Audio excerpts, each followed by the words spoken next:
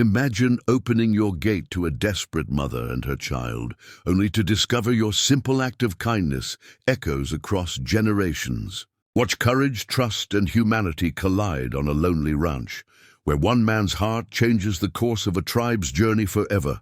Subscribe and see how destiny rides in. Let's get started. The last warm light of the dying sun stretched across the red cliffs, painting long shadows over Elias Ward's lonely pasture. He'd spent the entire day mending fences and checking traps, hoping the coyotes hadn't struck again. As he wiped sweat and dust from his brow, something moved near the far fence, small, unsteady, out of place. At first he thought it was an injured animal searching for scraps, but when he stepped closer, the shape became clear, and his breath caught. A woman wrapped in a torn buckskin dress stumbled forward with a young boy held tightly against her side, each step heavy with exhaustion. Elias froze, instinct caught between caution and concern. These lands were dangerous for anyone, but especially for Apache families who often fled both hunger and violence. He noticed the way her shoulders sagged, the tremor in her legs, the dried blood on the boy's arm. They were not trespassers, they were survivors. The boy stared at Elias with wide, frightened eyes, the kind of eyes that had seen far too much for a child. The woman briefly pulled him closer, as if shielding him from a danger she could no longer outrun. That simple gesture struck, mething deep within Elias, a place he rarely let himself feel. He took a few slow steps toward them, keeping his hands open and visible. He had lived long enough on the frontier to know that fear made people unpredictable. The mother's gaze flickered between him and the open land behind her, as if she still expected someone to appear from the darkness. Her breathing was shallow, sharp, like every inhale hurt. Elias raised his voice gently. "Ma'am, I'm not here to scare you." The wind carried his words across the field, softening them even more. She didn't respond, but he saw a spark of recognition in her tired eyes, a tiny spark of hope or desperation, he couldn't tell. The boy looked weaker than she did. His small body leaned heavily into her side, and the way he clutched her dress made it clear he had been running far too long. Elias knew the signs of hunger, of fear, of someone on the brink of collapse. He didn't know what chased them or what wounds they carried internally, but he knew one truth as firmly as he knew his own name.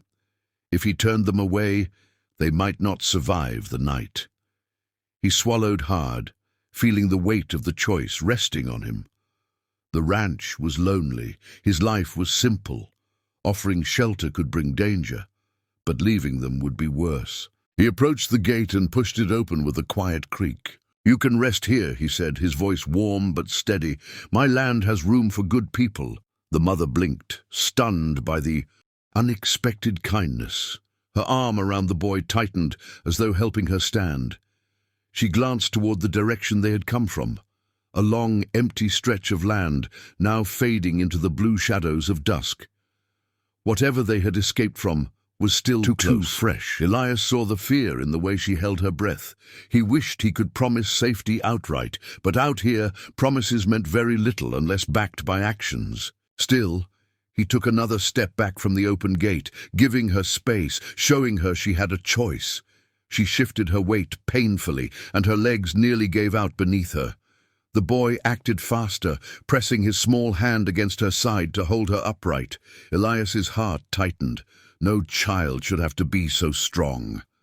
He knelt down, lowering himself so he wouldn't tower over them, hoping his posture showed what words could not, that he meant no harm. The cold breeze tugged at his coat, and he knew night would fall soon. The temperature would drop fast.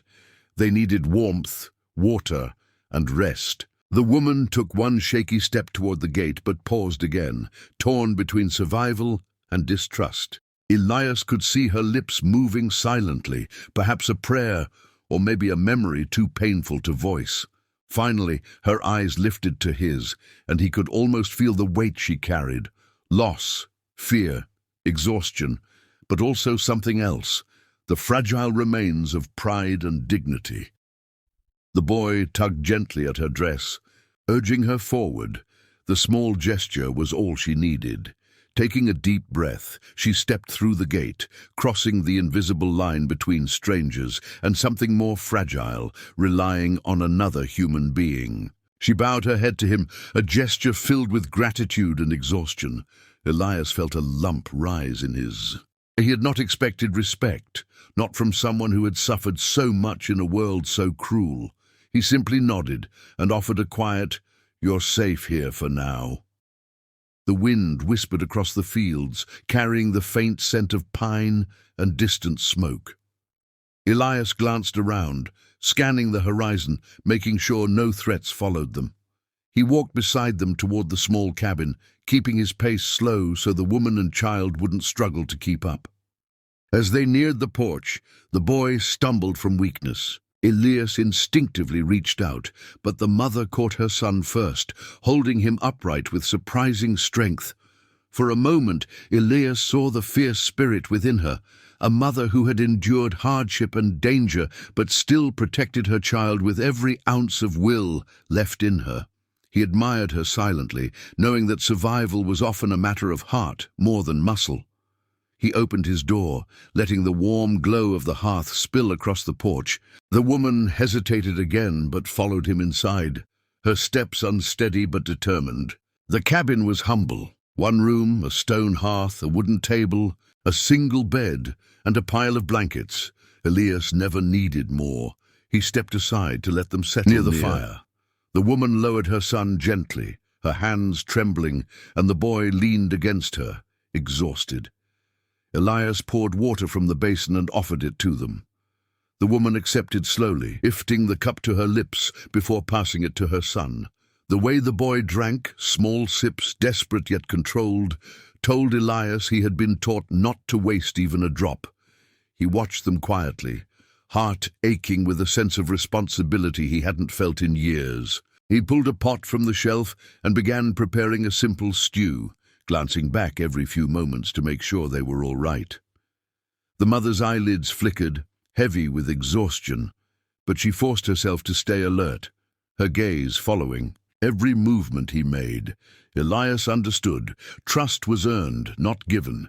He didn't speak much, didn't want to overwhelm her, but his calm movements, his gentle manner, and the warmth slowly returning to the cabin formed a delicate bridge between them. The boy finally leaned into the blankets, drifting towards sleep. The woman touched his hair lightly, relief washing over her features. Outside, the last light of day faded, and night settled over the ranch like a dark, cold blanket. Elias stoked the fire, higher, making sure the cabin stayed warm. The woman finally allowed herself to sit back, exhaustion overtaking her fear just slightly. Elias sensed she was too tired to explain her story, and he didn't ask. Some wounds needed silence before words. As she looked into the flames, her eyes soft, inward, reflecting the warmth she hadn't felt in a long time. Elias watched them, unaware that this single act of kindness, opening a gate, offering a refuge, would change his entire life when dawn arrived. Elias stepped out onto the porch slowly, his boots sinking into the cold dirt as the rumbling grew stronger. It wasn't thunder. It wasn't cattle. It was something older, deeper, shaped by centuries of riders crossing open land. The morning sun pushed over the ridge, spilling molten gold across the valley, and that's when he saw them. Rows upon rows of mounted Apache, their silhouettes sharp against the light. Horses snorted clouds into the chilled air. Spears caught the rising sun, shining like warnings or promises. Elias froze, breath caught in his throat. Kindness, he realized, carried consequences he was only beginning to understand. The warriors didn't move. They held the circle as if they were part of the earth itself. Women sat tall on painted ponies, children clinging to shawls, and older men watched with eyes that had lived through battles Elias only knew from history books. He felt strangely small, not threatened but humbled, like he was witnessing something sacred, something a man didn't speak through. Then, through the parted line of riders, the man from last night appeared. She no longer looked like a survivor fleeing danger. She walked with the straight-backed pride of someone who belonged to a nation that never bowed. No longer trembling but alert, studying Elias with a steadiness beyond his age. The woman stepped into the open space before the porch, her boots leaving soft prints in the dust. Said, her voice calm, "You sheltered us by the quiet respect of her people, and our tribe answers your kindness the way our ancestors taught us." Elias felt a warmth rise in his chest, chased strangely by worry. Had he accidentally created something he couldn't control? But her eyes held no threat, only truth deep as canyon stone and twice as enduring. He opened his mouth, not sure what to say, but his voice was swallowed by the silence of hundreds waiting. The chief rode forward, a tall man, broad-shouldered, his long black hair tied with leather strips. The feathers along his lance fluttered like small birds between breaths. He dismounted with the fluid ease of someone who'd spent a lifetime on horseback. "I am Taza of the White Mesa," he said. "You gave safety to one of ours. That makes you no longer a stranger on this land." Elias wasn't sure what that meant, but the weight of it settled heavily inside him. Taza studied him, not with suspicion, but with a measuring gaze. Elias shifted, feeling the pull of responsibility he hadn't expected when he opened his gate last night. The chief continued, "Her journey was dangerous. You eased her burden at great risk to yourself." Elias swallowed. He remembered her exhaustion, the way she'd held her son close, the fear beneath her steady eyes. "Any man with a heart would have done the same," he answered quietly. Taza lifted his chin, a faint spark of something, approval maybe, passing through his expression. "Many have hearts. Few use them when danger shadows the door." The warriors behind him murmured softly, a shared recognition of the truth in their chief's words. Elias felt the morning wind push against his shirt, carrying dust, cold, and something new. Belonging, perhaps. The woman stepped closer. "My name is Ayana," she said. "My son is Kalen." Elias nodded, unsure whether to bow or stand tall or speak at all. "I'm Elias Ward," he said finally. "Ranch, it's all I've got." Ayana looked at the land, small, weathered, but tended with care. "Sometimes a small place can change more than a large world," she replied softly, her gaze returning to him. Taza motioned, and the riders slowly tightened the circle, not threatening, but enclosing Elias in a moment too large for one man to fully grasp. "Our tribe moves with the seasons," the chief said. "But this year has brought trouble, raids, sickness, men with rifles who do not honor agreements." Elias felt a flicker of unease. He'd heard rumors, seen smoke trails along distant ridges. "Ayana and her boy were separated from their group," Taza continued. "You gave them refuge. Now we honor that bond." Elias blinked. "Bond?" Taza nodded. "Hospitality, when freely given, ties two paths together." Elias looked at the riders. Women carrying baskets woven from reeds, elders with deep lines carved into their faces, young warriors painted for travel or battle. They weren't an army, they were a people, complete, enduring, carrying their world with them. "What do you want from me?" Elias asked, not as a challenge, but a simple man's question. "Ayana's," voice answered before the chief's. "Not what you fear, not land, not loyalty, not payment." She paused. "Only a place to rest for a few days. A safe place." Elias exhaled with relief he hadn't realized he was holding. Taza added, "We will ask nothing more unless you choose it freely." Elias nodded slowly. "You're welcome here. All of you." His words rolled across the gathered faces, and a soft wave passed. Into the riders, acknowledgement, gratitude, maybe even respect. The circle loosened as families dismounted, tending to horses, pulling blankets, checking children. Within minutes, his ranch, usually quiet except for the wind and cattle, was alive with movement, laughter, cooking fires, voices in a language that felt musical against the awning light. Elias watched them, overwhelmed yet strangely steady, as if this moment had been waiting for him all along. Ayana approached him again, her son clutching a small leather pouch. "Kalen wants to give you something," she said gently. The boy opened the pouch and placed a carved stone into Elias's hand, a tiny horse, polished smooth from years of touch. "From or protecting my mother," he whispered. Elias felt something tighten in his throat. He bent slightly, meeting the boy's eyes. "Thank you. I'll take good care of it." Kalen nodded proudly before darting off to join other children. Ayana smiled softly. "He trusts very few. Today, he trusted you." Elias tucked the carving into his pocket carefully. By noon, the ranch had become a temporary village. Taza and several elders sat with Elias near the fence, discussing paths, seasons, changes in the land. They spoke like men who had seen lifetimes beyond their years, and Elias listened with the respect he rarely offered strangers. "Kindness is a bridge," one elder said, "but bridges carry weight. Are you prepared for that?" Elias hesitated.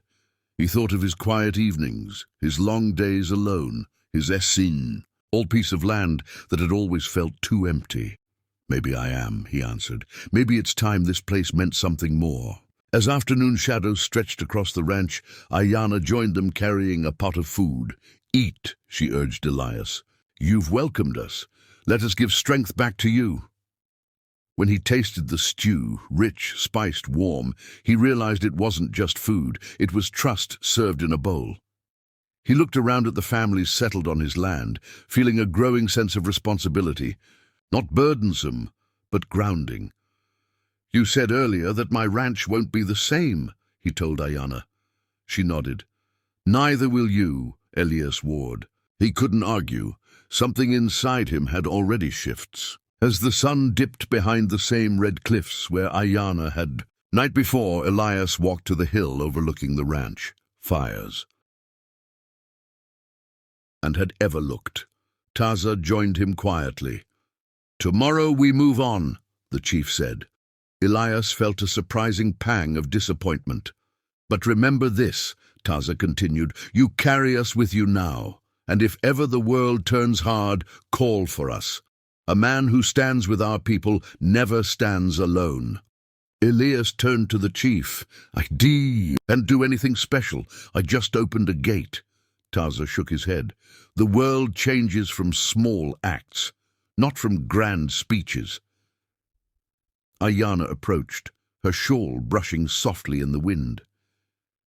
"Your land gave us warmth," she said.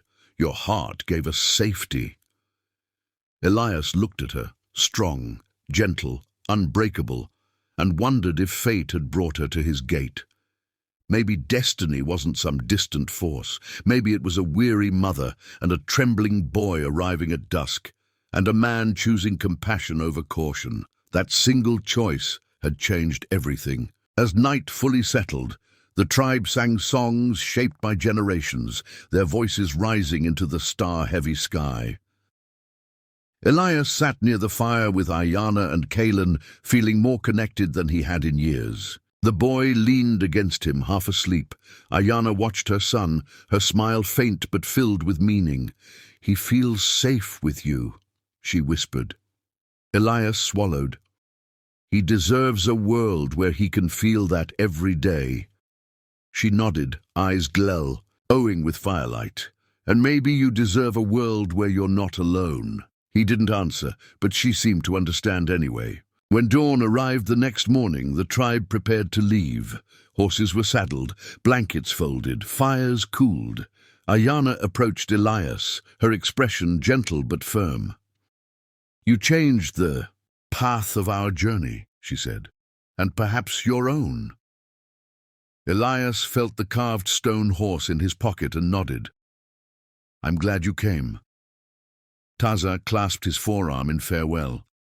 Our people do not forget.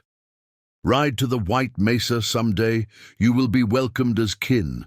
As the tribe rode off, their figures slowly blending with the waking horizon, Elias stood alone, but not truly. Something unseen remained with him. The ranch returned to stillness, but it no longer felt empty. Elias walked the land, seeing echoes of the tribe in every footprint, every cooled fire, every place where laughter had rested. He understood now that his life had been waiting for something, not change, but connection. When he reached his porch, the morning sun warming his back, he whispered a quiet promise to the empty air. "My gate stays open." The words drifted across the land, carried by wind, carried by memory.